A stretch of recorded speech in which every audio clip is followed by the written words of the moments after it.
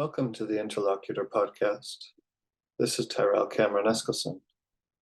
Today I'm speaking with Robert Whiting. Robert is an American who grew up in Eureka, California and joined the Air Force after high school. It was with the U.S. Air Force Intelligence that he first came to Japan in 1962. In the early 1960s, Tokyo was undergoing major changes to prepare for the 1964 Olympic Games. 24 hours a day, construction crews labored to erect thousands of new buildings, an underground metro, new roads, trains, and the country even went to considerable effort to prepare its citizens with good manners so that they may be excellent hosts during the Games. When the time came for Robert to leave Japan and advance his career, he decided to do the opposite. He retired from the Air Force, enrolled in Sophia University, and lived in an austere apartment in one of Tokyo's many bustling neighborhoods.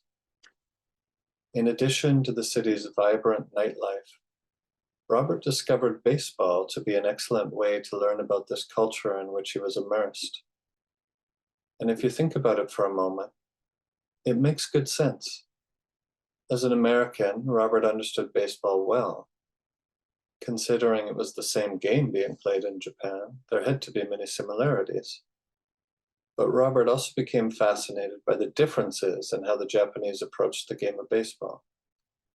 The extended preseason training, long hours of practice, refusal to acknowledge pain and suffering, and complete devotion to the team.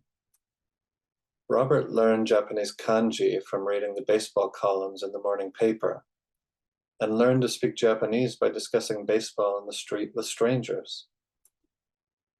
20 years later, when Japanese players started playing in the major leagues, Robert was uniquely qualified to explain all that was going on in the craze of Ichiro Suzuki, Hideki Matsuri, and still today with Japan's latest phenom, Shohei Otani. As a young man, Robert came to love living in Tokyo and spent the next 60 years of his life there. He has worked as a teacher, journalist, and enjoyed a successful career as an author.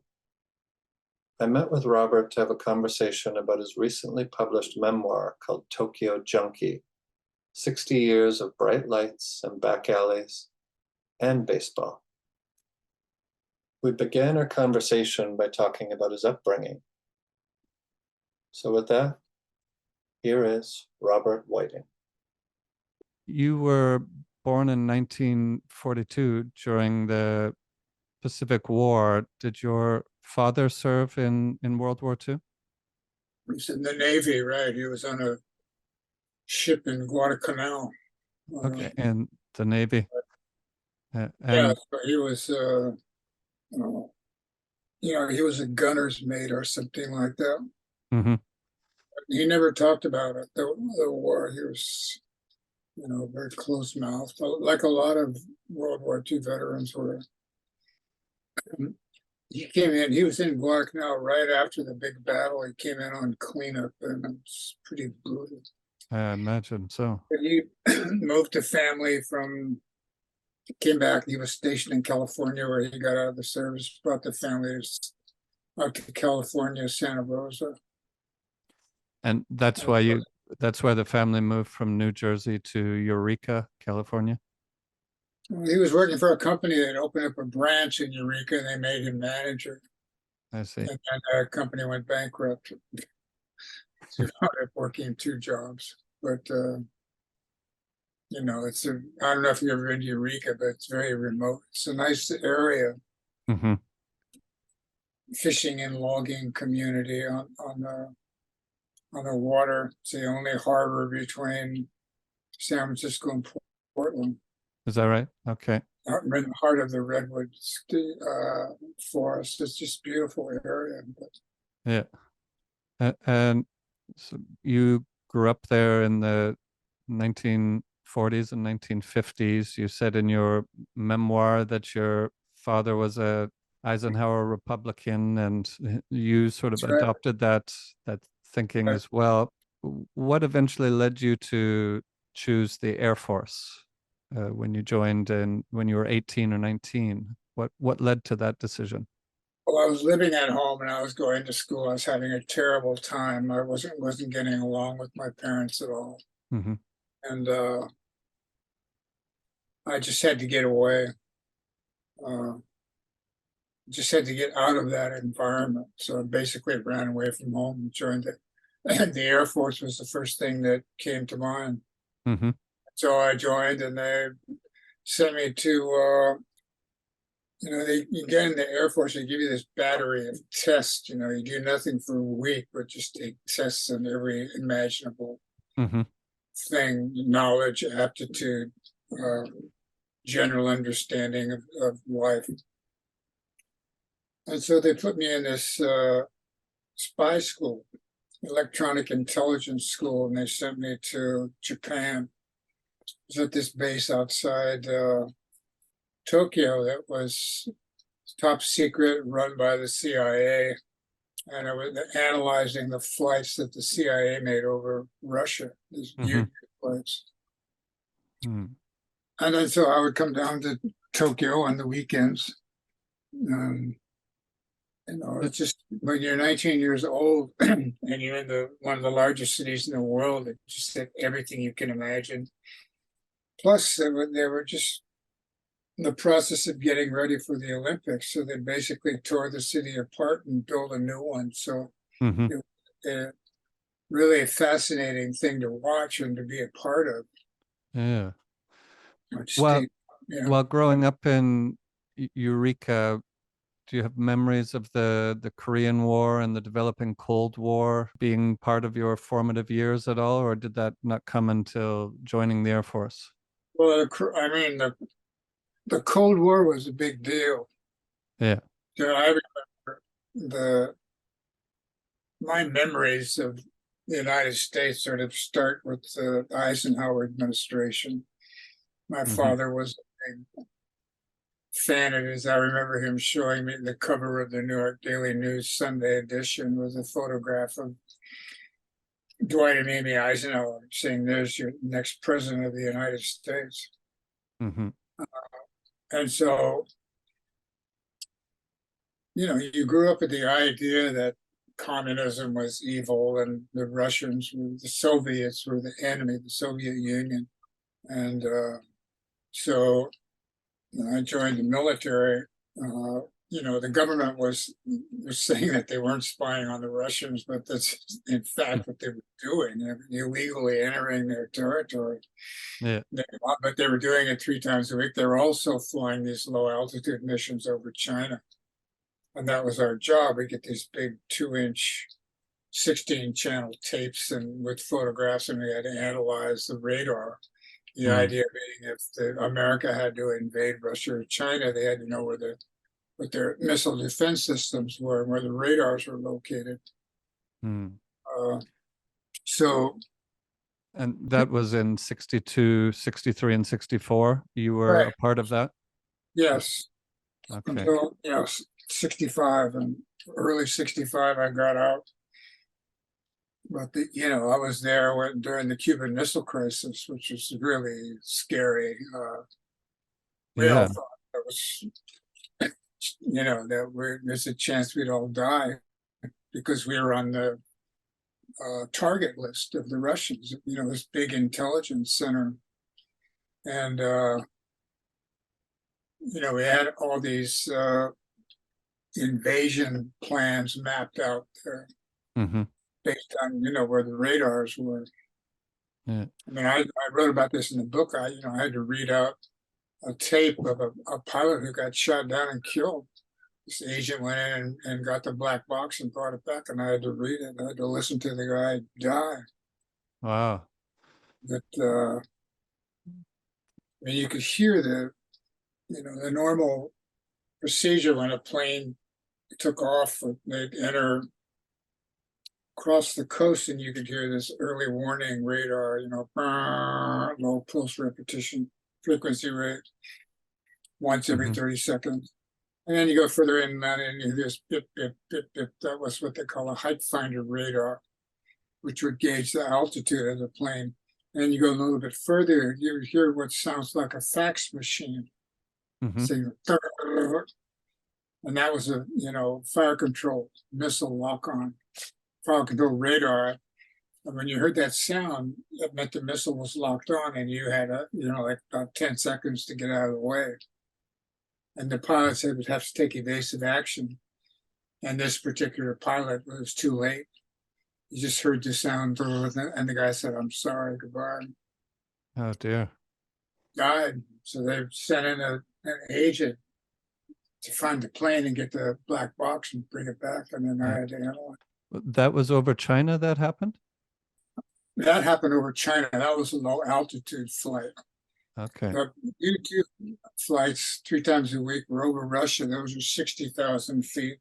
The low altitude flights were over mainland China. They would fly like 250 feet, 200 feet off the ground underneath the radar. Wow. That was really dangerous. And Yeah. they would go in 10-hour flight, they'd go in from the south and up around north and come out over Beijing Mhm. and back. But Wow. boy, those pilots really had a lot of guts. Yeah, guess so. You after the 3 years that you were at that station, you were offered a chance to go back to the United States, and the Air Force offered you university education, but also certain types of training that would allow you to move up the ranks. But you decided to stay in Tokyo, and you got Yeah. a regular apartment and started studying Japanese kanji, going to Sophia University, and Right. it was a more authentic or real experience, because now you were living a little bit more like regular Japanese people at that time. Would that be a fair assessment? Yes, just Yeah. like I went to the public bath. I lived in an apartment that didn't have a bath, just a toilet and a little kitchen. And no heating. And no heating, well, you could, the gas heater, no central heating, no air conditioning, no central heating.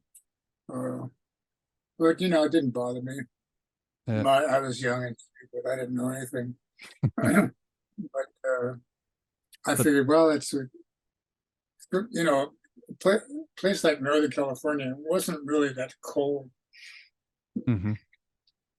I mean, Tokyo got a lot colder in the winter. It got below freezing several nights a year. And then in the winter, in the summer, it was really hot and humid. Not, almost unbearable. Mhm. And Eureka was like, 50 degrees all year round. Mm. So Yeah. that was my first experience of the change of the seasons, was living in Tokyo. But it was great, the energy of the place at that time, it just knocked you out, sucked you in. There was so much going on, the constant construction. These construction lights would be on all night, and you had to have dark, black curtains to cover the windows, earphone or earplugs Mhm. to block out the noise of the pile drivers. And it was just so exciting. And when they opened up for the Olympics, man, it was just You described it as dynamic, and more dynamic than anything you'd ever experienced in your life up until that point. Yes. Yeah. We had, well, just to give you a brief review of when the Japanese got the Olympics, when they won the bid in 1959, I think, early 59, Mm-hmm. They had no infrastructure, no highway roads, just these, little roads running through the city. They had they had 2 subways. There only 25% of the houses had flush toilets. Everything else was this vacuum, just dumped it in the basement of the apartment building, and the vacuum trucks came around once or twice a week and sucked it up, and you took it out and dumped it in the bay or out to the the suburbs and the rice paddies where they used it for fertilizer. Mm-hmm. There were infant mortality rate was really low. There were rats everywhere. But in the span of 5 years, or that time, early 1959 to October 1964, when the Olympics started, they put up 10,000 new buildings, including the Hotel New Otani, 17 stories, which is the highest building in Asia at the time. That's the one that was in the James Bond movie, You Only Live Twice. They had 2 new subway lines. They had 8 overhead highways over the city. A monorail that went from brand new monorail that went from Haneda into Hamamatsucho. You described in the book that the decision to try and build the Shinkansen, the bullet train from Tokyo to Osaka, they had to devote so much time and resources to that was it the monorail that came up short from taking people downtown to the hotel area? Yeah. Well, the monorail, they really didn't need the bullet train for the Olympics. You know, it was just they just wanted to show off to the world. Yeah. There was nothing was being done in Osaka. It was all in Tokyo. But you know, this shiny new bullet train that went 180 miles an hour, and it was quite something. But there was a lot of corruption, and they went over budget. They were scheduled. The original budget was scheduled at $500 million, I think, but it went up to $1 billion. So they didn't have the money to spend on the monorail and to buy the land. And the Fishermen Association and the Yakuza had gotten together and they raised the price of land to a price so high that the city couldn't afford it. They're going to build buy the land and build a monorail from Haneda into Tokyo Station. They had a license to go to Shimbashi, which was the next station from Tokyo, and had applied to get one to go into Tokyo. But because they didn't have the money, they had to build everything over the water, which was public domain. So they had to build these pillars in the water, and that ruined marine life in the Konda River, and they ran out of water when they reached Hamamatsucho. They couldn't go anymore. But you get off the monorail with a suitcase in each hand, and you're here in Hamamatsucho, which is not exactly the center of the city. So you'd have to get on another train, the Amate line, to go into Tokyo, or catch a cab and spend more money. But it was just very inconvenient. Things were noisy, polluted, and all these changes were happening and transforming the city. Was there a spirit among the people that we can endure this because we're transforming the city and it's going to be a lot better in the end? Right. I mean, that was just, you spend the weekend in Tokyo before the Olympics, and it was just 24 hours, night and day construction. It was just these pile drivers going boom, boom, boom, boom, boom. I mean, it drove you crazy. There was actually a university student who was trying to study, and he couldn't, so he stuck his head under a pile driver and committed suicide. Jeez. It's a famous story. But the Japanese had a huge complex, because they'd lost the war. They'd been defeated in war. And everything had been after the war, the recovery, there wasn't the proper building that there should have been. Everything was just jury rigged, to get through to the next day or the next week or the next month or whatever. And the Olympics gave them a chance to really build the city properly. And then they, opening day, there'd been some bad weather and there was a lot of pollution in the air. It was extremely polluted at the time. But this storm came in and cleaned everything up, washed all the smog away, blue skies. And this opening ceremony was telecast live around the world. I think it was one of the first satellite telecasts ever. And was the first, maybe the first one was the JFK funeral. But anyway, it was the first sporting event that had been telecast live around the world. Mhm. And it just, everybody could see this gleaming new city. It was so impressive that the James Bond crew came to Tokyo and filmed with Sean Connery and filmed You Only Live Twice there. Mhm. It was just, it was this high-tech megalopolis that was the envy of the world at the time. Just everywhere you looked, you saw a gleaming new building or a new subway entrance, and it was just quite. You couldn't walk down the street as a foreigner in those days without somebody in a uniform intercepting you and asking you if you were lost and needed directions, and could they take you to where you wanted to go.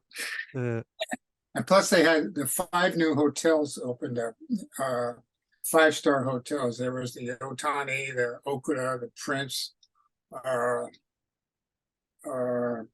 can't remember the other 2. The Akasaka Prince, the Shiba Prince, the Hilton. I think those were the 5. Anyway, the Okuda was the big star. Okuda and the Otani were the 2 big stars. Which was it was one of those 2 that had the famous lobby, the beautiful lobby. That was the Okuda. The Okra. Okay, I thought so. Yeah. The Otani were in the James Bond movie where they took the name off and put the name Sato Chemicals on the building, and that was the Tokyo headquarters of Spectre, and that's where Bond went, and he had he meets the head of Spectre has an office on the penthouse of the Hotel New Otani. Mhm. And, the new Otani thought they were going to get all this great publicity in the movie because of that. So there's a scene in the movie where Bond is in the penthouse, and Mhm. the Spectre, the boss, this Japanese fellow lands, his helicopter lands, and he comes into the penthouse and shakes Bond's hand. He says, "Well, Mr. Bond, welcome to Tokyo." I said, "Where are you staying?" And Sean Connery says, "The Hilton." Really, really pissed off They were disappointed. Huh? I guess the Hilton paid a lot of money, or they let everybody in the movie and the movie crew stay for free. I don't know how that happened, but it was a big shock. But you can, it looks just the same today if you watch the movie as the front of it. And Mhm. that was 1966. I was a student at Sophia University, which was just like a block away from where the entrance to the Otani was. And we used to go down there and watch the film crew set up.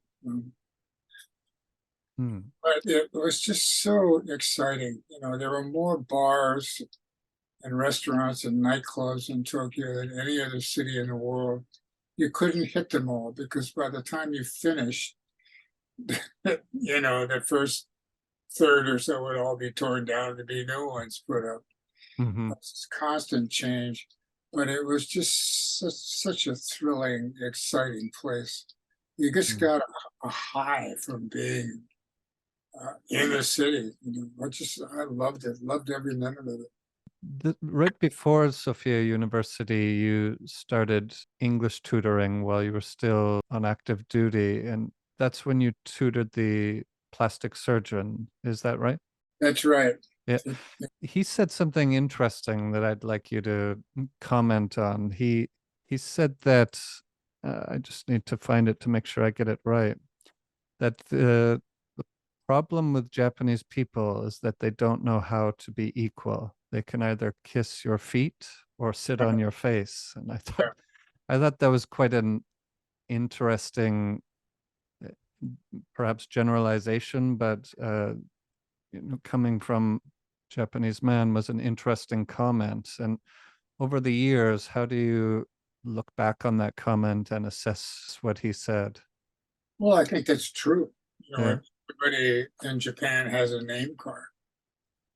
And when you meet somebody, you exchange name cards, and the name card has a rank and what company they're in, what their position is. And you can tell by exchanging name cards where they are in the social hierarchy. this is an outgrowth of feudalism. You know, Japan was a feudal country for centuries. Mm-hmm. Everything was tightly controlled. There was this ranking system, the four classes, the samurai at the top, the merchants at the bottom. And, you know, everybody knew their place. Mm-hmm. And so it's just a natural outgrowth of that. You know, even though the Americans came in and introduced democracy during the occupation, and you know, it is a democratic country because they have elections and they elect people to public office, and Mm-hmm. there's a sense of public responsibility. But still, this whole idea of rank, people are very conscious of it even today. Mm-hmm. I have a English class with a man who's in his 70s, I believe, and after reading a book, William Manchester's book about Douglas MacArthur, which I really enjoyed, I asked my student you know, if he had any opinions about Douglas MacArthur when he was a kid, if there was any residual memories of him still in the culture, and he didn't really have anything to say on the topic. In Tokyo Underworld and Tokyo Junkie, you make passing reference to MacArthur, but it's not too favorable or critical, just that he exerted a lot of power at that time when he was between 45 and 1952. What Well, overall do you think about his time as the, I guess, de facto leader of Japan? I have mixed feelings about it. You know, I Mhm. wasn't there, so I don't know. But you know, the Americans they helped rebuild the country. Mhm. They helped save the population from some starvation, and they gave the Japanese a new constitution with equal rights for women. Before the war, you know, women only had 3/5 of the rights of a man, or something like that, by one formula that I saw. And Mhm. you know, the male head of the household had power in what they called the EA system. He had could, you know, divorce his wife. He didn't have to go to court. He just had to say so. Mhm. And the Constitution gave equality to women. It gave ownership of land to the peasants. It took it away from the feudal lords that owned the big farms and divided amongst the peasants. It gave, you know, the idea that the emperor was a human being, that he wasn't a descendant of God. And the emperor, MacArthur, forced the emperor to give that speech saying that he wasn't divine. Mhm. And it created a middle class, the occupation. It changed the whole dynamic of Japan from this old feudal country into one where everybody was supposedly equal, and you could go out and you know, start a business, and you know, etc. Mhm. You. So I've interviewed a lot of people when I wrote Tokyo Underworld. Mhm. Some people would say, the Americans would say that it was a golden honeymoon. Some Americans would say that. And there are other people like Tom Blakemore, the lawyer. He's the only American the only foreigner who was ever qualified to practice law in a Japanese court. Right. He was there, studied in Japan before the war, and then he came back and worked in the occupation on the revision or making a new constitution. But he just said basically that most Japanese hated the Americans, and that they you know, pretended to like them because they didn't have any choice. The ones who worked in the occupation were sycophants, just out to line their own pockets. He had a Mhm. pretty dim view. He thought that the occupation was a waste of time. He said he thought the Japanese had a very good legal system, and the Americans came in and tried to replace it with the laws of Kansas. He said we didn't fit the Japanese at all. But so I think some of that is in Tokyo Junkie. I've got a new book coming out in which I quoted him extensively, Tom Blakemore. Uh-huh. It's coming next spring. You know, I think there's all in all, it was there's, you know, there are lasting benefits from the American occupation, and the ones who benefited most from it, I think, are Japanese women Mm-hmm. and small businessmen, entrepreneurs. Mm. Um, You told a so really interesting story about when the American planners there was an internal debate about whether Japan would be kind of Switzerland, post-war Switzerland, or it would be a bulwark against communism. And this internal debate was one when one side leaked something scandalous about the other, and essentially ended up winning the argument about how the Constitution and the post-war stance would be. I thought that was a really all interesting right, thing that happened that shaped Japan. there were two factions in the occupation and the GHQ. There were the FDR New Dealers, the left wingers who wanted, and they wanted to turn Japan into the Switzerland of Asia. They wanted to create a new constitution, demilitarize it, and make Japan into this neutral zone. And the other half of the occupation was afraid of post-war Russia and China and what would happen, the Mm-hmm. rise of communism. They wanted to turn Japan into a bulwark against communism. And in the beginning, the New Dealers had their way, and that went on until Mao started making inroads in China. And then North Korean state was created with Soviet influence in 1940. They created what was called the reverse course, in which in the beginning, the great zaibatsu, these big financial conglomerates, financial industrial conglomerates had been broken up, were allowed to reassemble. And Japan was, the army had been, you know, basically destroyed. All their weapons, aircraft, tanks, and everything had been destroyed. There was nothing left. Even the police were disarmed. So they had to create a new police force, a new reserve, army reserve. That was the basis of the Japan Self-Defense Force, which is now one of the largest armies in the world. But that happened just because people were scared of what was going to happen, what Mao would do in China. And they thought there was real fear at the time in the late 40s that the communists would take over in Japan as well. That they would the Korean War started in the beginning, the North overran the South. And there was a real fear. So that's how that happened, the shift, the reverse course. So, and, you know, that's so the zaibatsu were allowed to reassemble, and they're basically running the country again today. Mitsui, Mitsubishi, Yasuda. After during your time at Sophia University and living in your apartment, you started attending evening baseball games and reading the morning paper and studying kanji with baseball and striking up random conversations about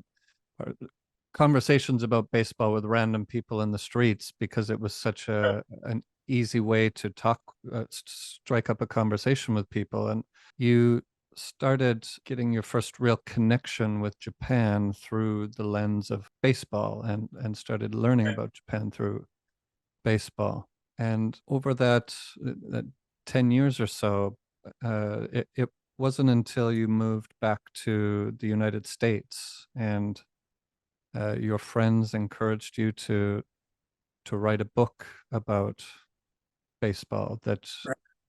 were you writing at all about baseball articles or journalism No, before nothing. that book? No. Never written anything. No. So But you have to understand that, at the time in that period from the through the 60s and early 70s, the Yomiuri Giants were like the be all and end all of everything in Japanese society. They had the two greatest ball players ever, and Sadaharu Oh, the great home run hitter, and Shigeo Nagashima, the golden boy, third baseman. And their games were on TV every night, nationwide from 7 to 9. They mhm. play, all their home games were telecast by Nippon Television, which was part of the Yomiuri Shimbun group that owned them. But they were so popular that all their road games were on nationwide TV too.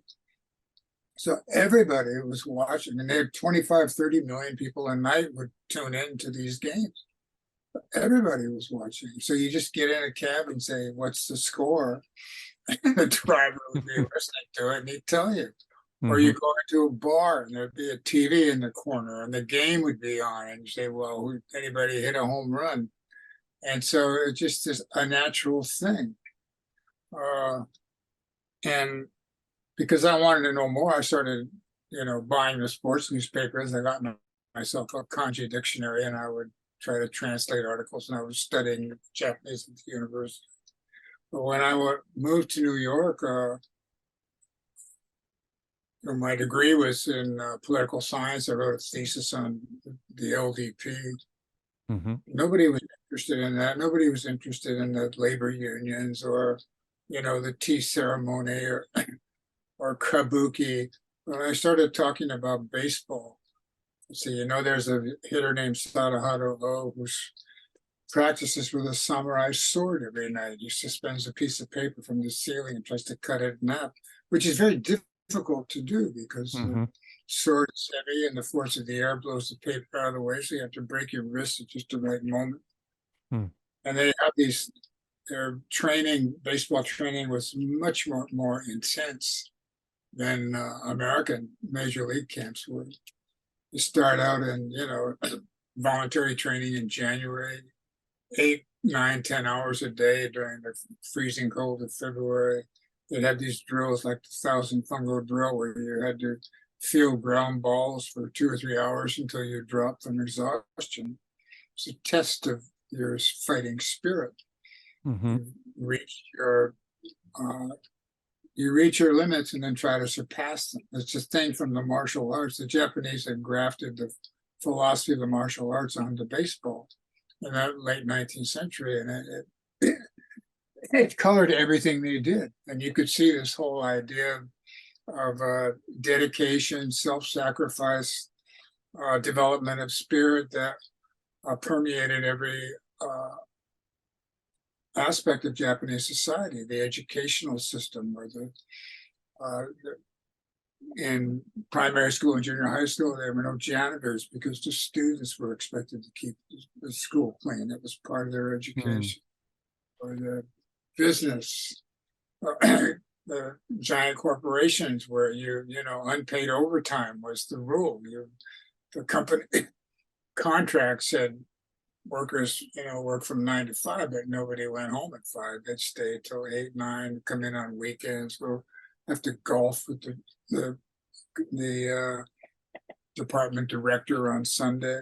You see it in show business and the Yakuza underworld, in sumo, this whole top-down feudal structure, self-sacrifice, doryoku, giving it your all, team comes first, self-sacrifice, burying yourself in favor of the larger group. So you could look at baseball, which is something Americans understand, and see how the Japanese changed it to suit their culture, to reflect their culture, and then you understand Japan because the rest of the country, society is set up that way. So that's what I spent my time doing in New York, is explaining things like this to people. And then I got pushed to write a book, and I did Chrysanthemum in the Bat. And by some miracle, I finished it and it got published. and it became a bestseller in Japan.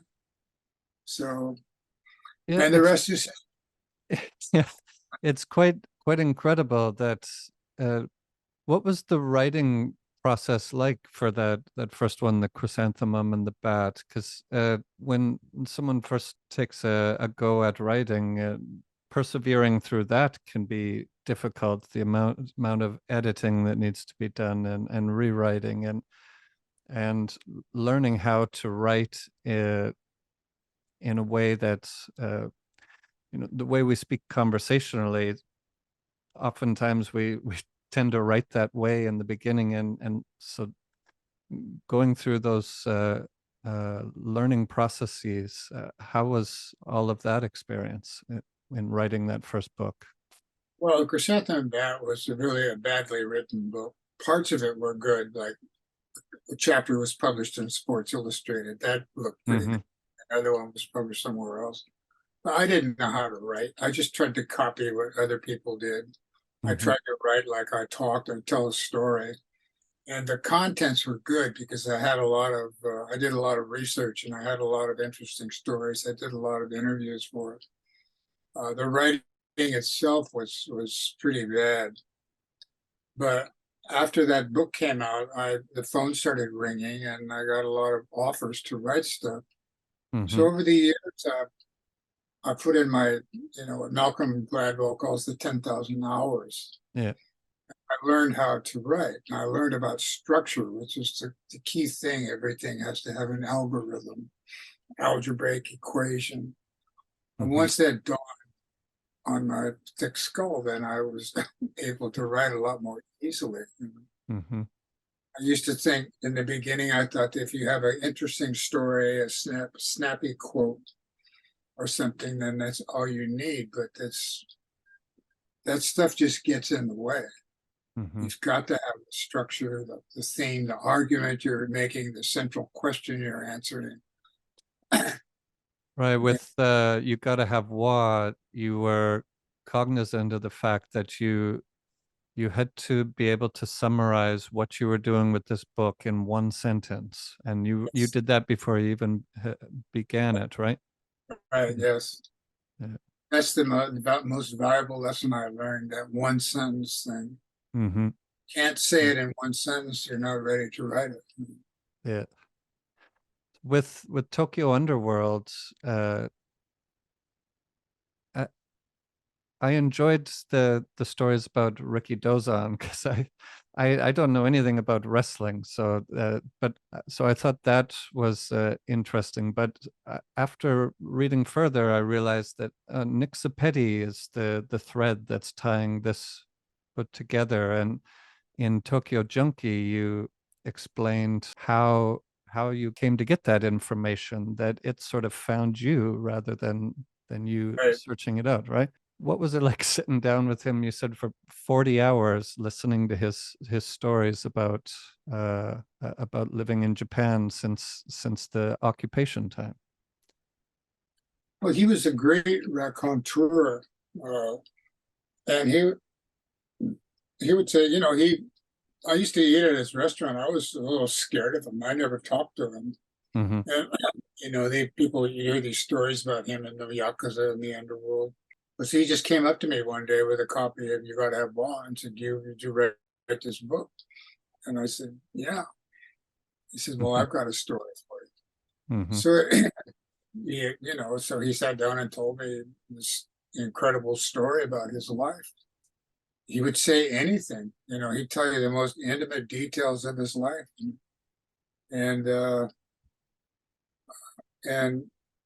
so I interviewed him for 20 hours. And I didn't know anything about the history of the underworld or the Yakuza. I knew I had a good basic grounding in political history of Japan.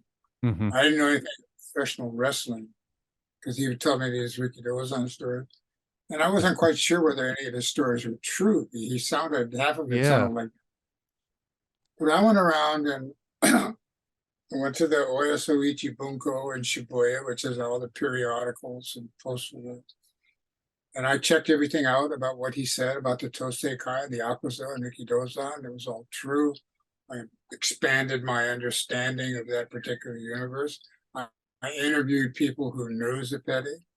I interviewed the policeman who arrested him, or the guy, the interpreter at the police department, Tokyo Metropolitan Police Department, who was there for all of his arrests. I talked to his former wife, his mistress, and then I went back to him, and I interviewed him for another 20 hours, and it all held together. It was pretty accurate in what he said. So it was a great story. It just blew me away. There was just so much there. I had a similar experience reading it. While reading it, I thought, man, you did a lot of research to put this book together. Then we find out in Tokyo Junkie that it was 7 years of research after doing all these interviews. Is that right? So eight, 9 years of research you put into that book? Well, I first interviewed him in 1989. And then I went back and interviewed him in 1991. And then I kept adding research to this book. I kept learning new things. And I interviewed over 100 people for this book, more, 150 maybe. And I couldn't figure out how to organize it because there was so much there. I couldn't figure out what the algorithm is. Was I going to tell Zappetti's story? Or was I going to have a chapter on him and a chapter on professional wrestling, or another one on somebody like Tom Blakemore? And I did it. Or was I going to have him just tell the whole story, first person, because the way he talked was so fascinating. So I actually wrote 3 or 4 different versions of it.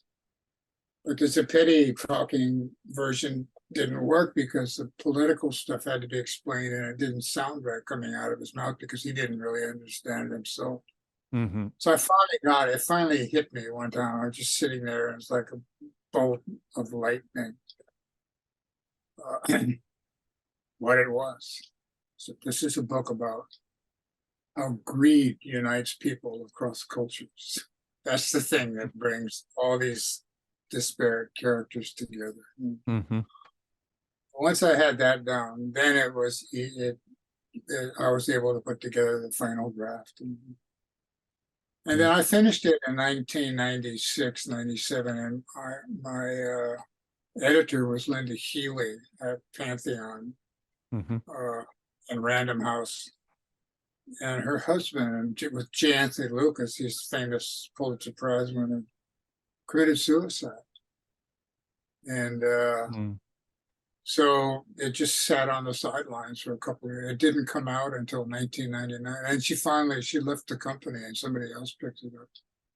But it was, ready to go. And it took me 6 years to do it. It was ready to go at the end of 96. It just took a while. It took to January 1999, I think, is when it came out.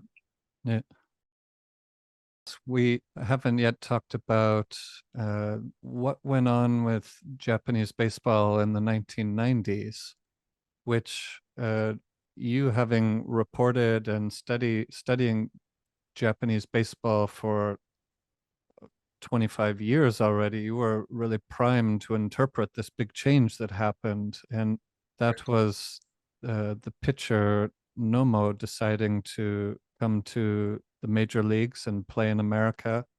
What was the Japanese public's reaction to his decision to do that, and then later seeing him playing in the United States?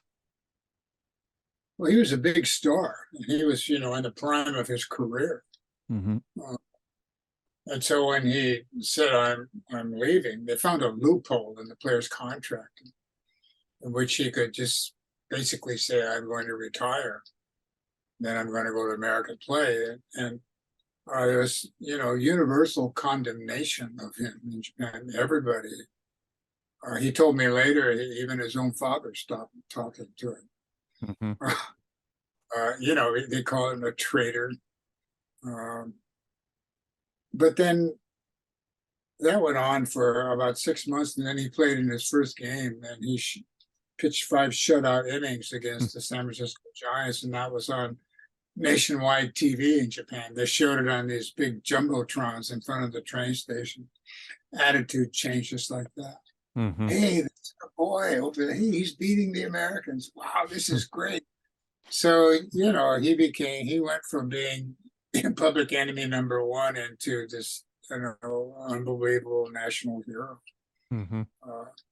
There was every game he pitched was telecast nationwide. He started the All-Star game. The Prime Minister of Japan said, "It makes me proud to be a Japanese." There was one TV company that did a 12-hour documentary on him, if you can believe that. 12 hours in one day. Wow. And so the mindset that went into that before he left, that these are Japanese homegrown players, and our league here is as good as any league in the world. So by him leaving his baseball team, or say an employee of Toyota or Mitsubishi leaving and going for a better job offer somewhere else, this was something that was not done in a lifetime employment model, basically. right. Yeah, he started, and you know, people started saying, "Well, if Nomo can do it, then maybe so can I." And you started seeing people copying that. The guy who I forget his name, was it Nakamura, who got the Nobel Prize for the LED. The LED light, yeah. Yeah. Yeah. And so he was working at this company in Nagoya, and he won the Nobel Prize, and they gave him a bonus of 30,000 yen or something like that. Yeah. And then there were all these stories about, see, this is the great thing about Japan. We're not selfish, you know, we devote ourselves to the company. The guy's not greedy. He's not out to make a name for himself. But then, you know, after Nomo went to the States, and a couple of other players followed him, Shinjo went, and Hasegawa, and then Ichiro in 2001. So this guy, he quit his company, and now he's teaching. He's moved to the United States. He's teaching at Santa Barbara, University of Santa Barbara. Mm-hmm. So that started it, you know. So that narrative about how Japanese are selfless, devoted corporate employees, that changed a lot. It changed a lot during that span. And when Ichiro Suzuki decided to leave, was it the Buffaloes he played for? Perhaps? And he Played went for the Works Blue Wave, right? And the then Blue Wave, and he went to the Seattle Mariners. Right. This was a sensation in Japan, but also in the United States, because he was an amazing baseball player. They showed, was it with him, or they started the nightly news in Japan started off with what he had done in the most recent baseball game? Was with him where that started? Well, he was Nomo was a pitcher, so he only pitched once every 5 or 6 days. So every time he pitched, his games would be on nationwide TV, and that was it. But Ichiro was the first position player, so every game, 162 games every day. Sometimes they'd show it twice. They'd show it in the morning, live telecast from Seattle, so it would be an early morning telecast, and they'd show it in the evening again on NHK. But they weren't and so interested in what the whole team was doing. They were quite focused in on only what Ichiro was accomplishing, right? No, once he left Seattle, then you never saw Seattle Mariners games on TV in Japan. It was the same thing with Hideki Matsuri when he went to the Yankees. That was an even bigger deal, because the Yomiuri Giants, being this be-all and end-all of the game, the oldest team, the winningest team, and they really didn't want him to go. He became a free agent after 10 years. They put all sorts of pressure on him to stay, but he went. Mm-hmm. And that was a really big thing. And he got the MVP in the 2009 World Series. But then he moved to the Los Angeles Angels, and then you never saw Yankees games anymore on TV. It was the Angels, Los Angeles Angels. Then he moved to the Oakland A's, and they were like a last place team, but he was see his games. So the Japanese weren't really fans of American Major League Baseball. They were just fans of games, and it became this a way of measuring Japanese national pride. It gave them a sense of that they really belonged to this Midori Masujima, is this journalist who wrote quite extensively about that. She said we Japanese had never been members of the world community, not in the Meiji era, not before the war, not after. We were always people who could make good products, but not really, recognized as people. We were these kind of robots, who made nice cars and cameras and stuff. Nomo and Ichiro and Matsuri changed all that. When Nomo and Ichiro became the first people that ordinary Americans could identify. You ask an American who's the prime minister of Japan, or who's the biggest movie star in Japan, or the top singer, or what's the name of the emperor, and they couldn't tell you, but everybody knew Nomo, everybody knew Ichiro and then Hideki Matsuri. And so they kind of reached the apotheosis of this is Otani, because he beat the Americans at their own game. And if you're a real cynic and you wanted to argue with the Japanese, I like to say they were like dogs chasing cars going back to the 19th century. Baseball became the national sport because the Japanese beat the Americans in the first baseball game ever played between the two countries. That's how it became the national sport. That's the history that I wrote about. But could always say, well, Nomo was a great pitcher, but he just had this quirky side tornado throwing motion. And Ichiro was a good hitter, but all he could do was hit singles. That's all. Or you could say, well, Hideki Matsuri was supposed to be this big power hitter nicknamed Godzilla, but he was just an ordinary home run hitter. But here comes Shohei Otani, who is bigger than most American players. He hits 500-foot home runs, pitches 100 miles an hour. He does things. The past few years, he's done things that no American players ever done in the history of the game. So he beat the Americans on their own terms. When the Blue Jays lost out in the playoffs a few weeks ago, and Kevin Kiermaier, the outfielder, was asked about his upcoming contract, where he might go, and he said, I'm going to wait and see what Otani does, let him set the market, and then I'll make my decision with my agent. I thought, wow, he's completely taken over American baseball in terms of like star power. Yes, he has. I think he'll get the highest contract in history this offseason. Yeah. When I first came to Sapporo in 2017, I had never gone to a Nippon Ham Fighters game before, but I didn't take me long before I heard who Otani Shohei was, and everybody was talking about him that final year that he played here. Yeah, he's like a warrior monk. The guy is totally invested in baseball, totally committed to the sport. Spends all his waking hours off the field studying about baseball, practicing. It's just, he reminds me of the character in The Natural. You ever read Bernard Melvin's book about I haven't, no. Robert Redford in it back in the 1980s? a guy who just lived for baseball. That's all. Okay. And finally, his undoing is he meets a woman in the black dress.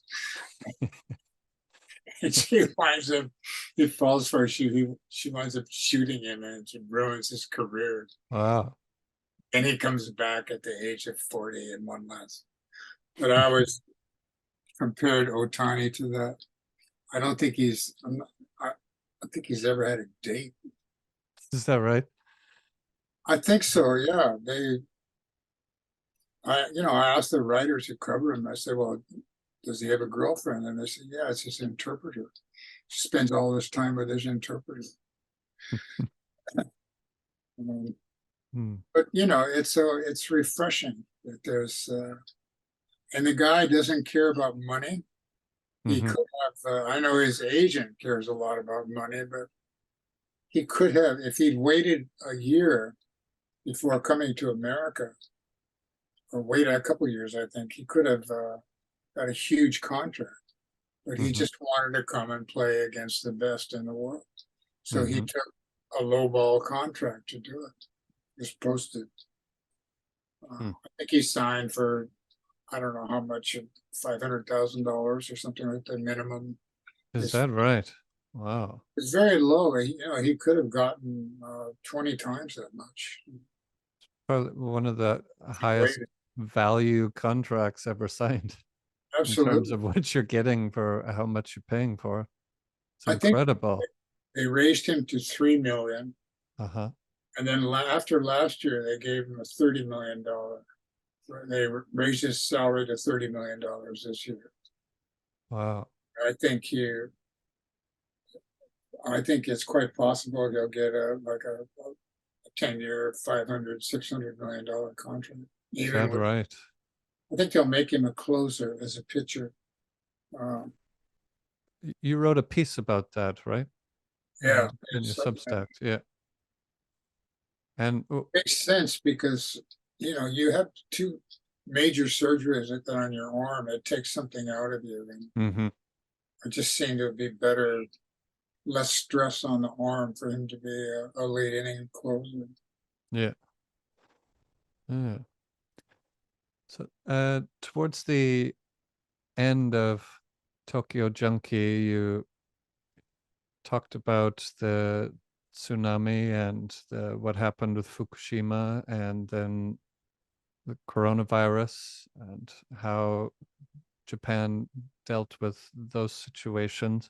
And I liked your reflections at the end where you explain why you love the city of Tokyo and why you think it's the greatest city in the world, that its organization and its I think what resonated most with me in my experience of Japan is people's honesty, that Yes, people are in public, people are trustworthy, that whether it's you dropping your wallet or whether uh, it's after midnight and you don't know where you were walking in a city. When I'm in Sapporo, I don't go to Susukino anymore, but when I did, if it was 1 o'clock in the morning, I was never worried about being on any dark alley or anything like that because it's such a safe city in which to live. It's one of the greatest features, in my opinion, of being in Japan. And you had similar reflections towards the end of Tokyo Junkie that I resonated with them. you go into Starbucks and with your laptop and get up to go to the restroom. People just lay their laptops there. Mm-hmm. You never do that in the States. Somebody would steal it.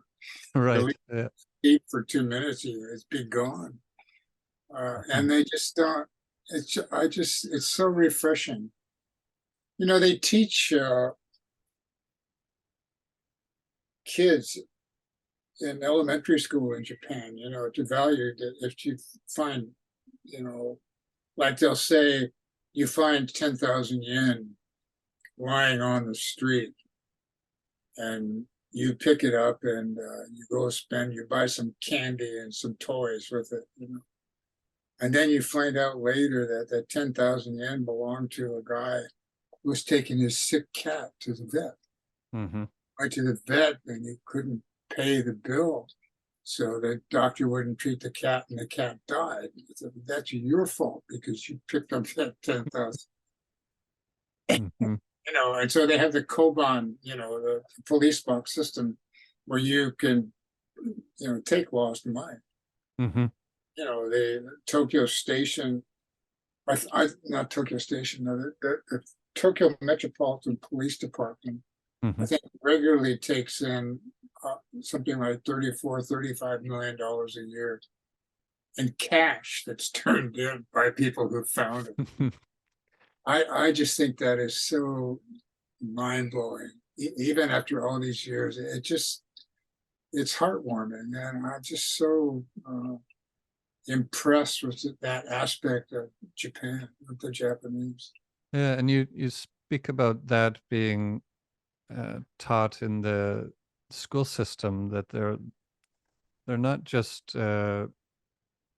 raising people to meet their potential in the job market and teaching people about the rights you have under the with the Constitution, but also developing moral character. And that lesson you just talked about is this is part of your responsibility to society. It's nice to see that there's a balance there. And when I look at education in Canada now, I don't think that the development of moral character and responsibility, that there's enough weight put on that anymore. Perhaps there was in the past, but do you have any thoughts about that topic, comparison between North America and here on that topic?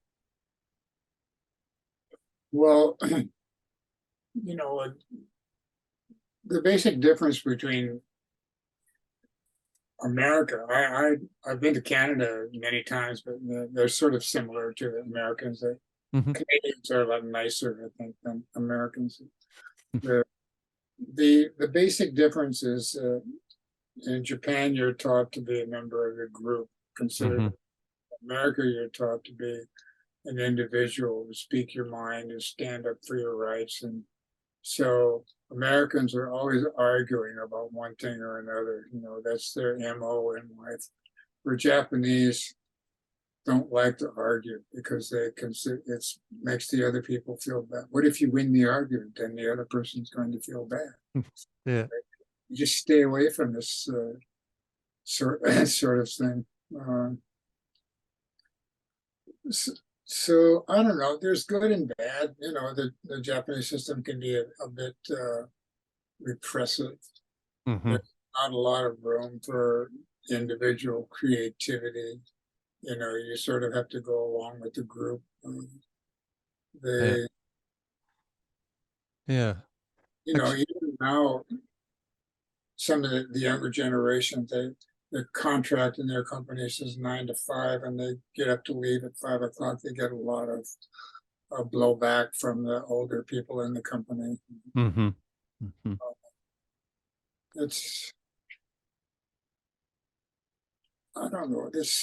You can't. It's just once you can't have one side of the coin without the other, I guess. So Yeah. I spend the summer 7 weeks my wife and I 7 weeks in the summer in America and 7 weeks in the winter. And I'm always happy to leave Japan when I go back to the States. I have a house in Central Coast of California. And after 7 weeks, I'm always happy to get back to Japan and Tokyo. Yeah. What a relief to be back in a civilized country. And so I think what I have now, I think it's a perfect arrangement. I had a similar experience this past summer.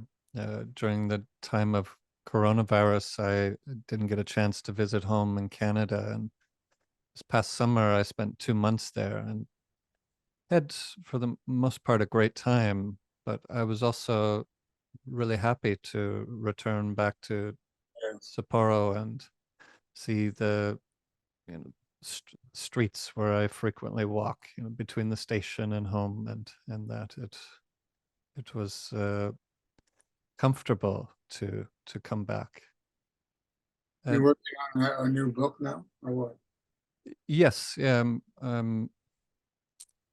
over the last couple of years, I've been worried about Taiwan and China, and I guess the balance of power and the situation in the Asian Pacific, and also the way people, journalists and many people are talking about Taiwan, that China's getting ready to make its final annexation of the island, and America has basically this treaty to uphold to protect them, and Japan, with Okinawa being so close, also has interest in this, and it's on one level it's worried me quite a lot, and but I also realized I don't know that much about Taiwan, so I spent a lot of time in the library learning about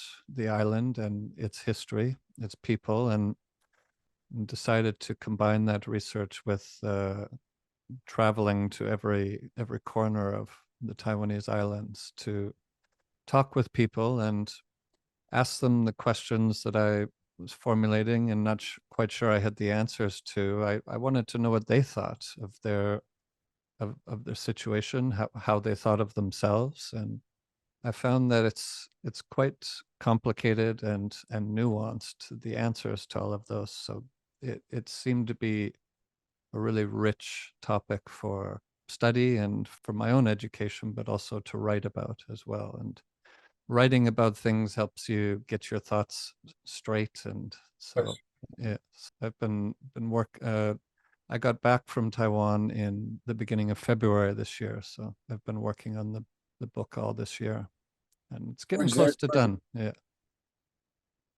Yeah. When is that going to be finished? Pardon me? When is that going to be finished, this book? I hope it'll be finished before the end of the year, and perhaps even by the end of November. But if not the end of November, I hope by the end of this year, and then I'll look to get an agent for the book, is my plan. Look forward to it. Actually, the question, pardon me, the topic that we were discussing about responsibilities and comparing Japan and America would be a good segue to the last question I have for you, which is, in a way, how you ended your reflections on your 60 plus years in Tokyo. You said that living among Japanese society and living in Tokyo, you felt like it made you a nicer and more patient, more polite, and less selfish person. And I thought that was also an interesting reflection, and something that I'm perhaps noticing from my much shorter time here. And Yeah, but I it's thought it true. was a nice nice way to reflect on your many interesting years in Tokyo. Well, when I was living in New York, I became like a New Yorker, Mhm. which was short-tempered, angry, argumentative. Mhm. You know, they all joke about New York. You stop somebody on the sidewalk. Excuse me, could you tell me the way to Times Square? Or should I just go fuck myself? Right. Yeah, That's the joke. That's the way New Yorkers are. that was a And I laugh out found loud moment for me reading the book. That was funny. Yeah. so, and you just to survive in that city, you just have to become more aggressive. Hmm. But in Japan, to survive, you have to become a nicer person Mm. because everybody around you is so nice. Hmm. or at least not as obnoxious as most people in New York are. Yeah. So yeah, it's a. I'm glad I spent all the time that I did with it. Hmm. Yeah, and you also helped me understand a lot about Japan, all these reflections, and you've helped me appreciate the opportunity that I have to live here as well. So I, I'm glad. yeah, I think that sentiment is a great place to end our conversation. So I really appreciate the time you took to talk with me today. I really enjoyed talking with you, and also your books were really enjoyable to read. So, and you Well, have another book coming out next year? yes, Yeah. next spring. Does it have a title chosen already? Gamblers, fraudsters, schemers, and spies. Ah, all right. And if people are interested in keeping up to date with what you're doing, where can they go to keep up with your latest writing? Well, I have a Substack site, Robert Whiting's Japan. That's people can subscribe to that. It's $5 a month. Hmm. There's about 500,000 words worth of content on it. I've been doing it for a little under 2 years. Hmm. So Okay. I've written a lot of stuff over the years. It's a place to put it, place to park it. I also do a weekly column for the Yukon Fuji. And so I have the English versions of those columns on the Substack site. A video that I took part in about saving Meiji Jingu in Tokyo. So there's a lot of stuff there. People are interested. Right. Well, thank you so much for your time today. It's been a pleasure. All right, Tyler. Nice talking to you. All right. Bye-bye.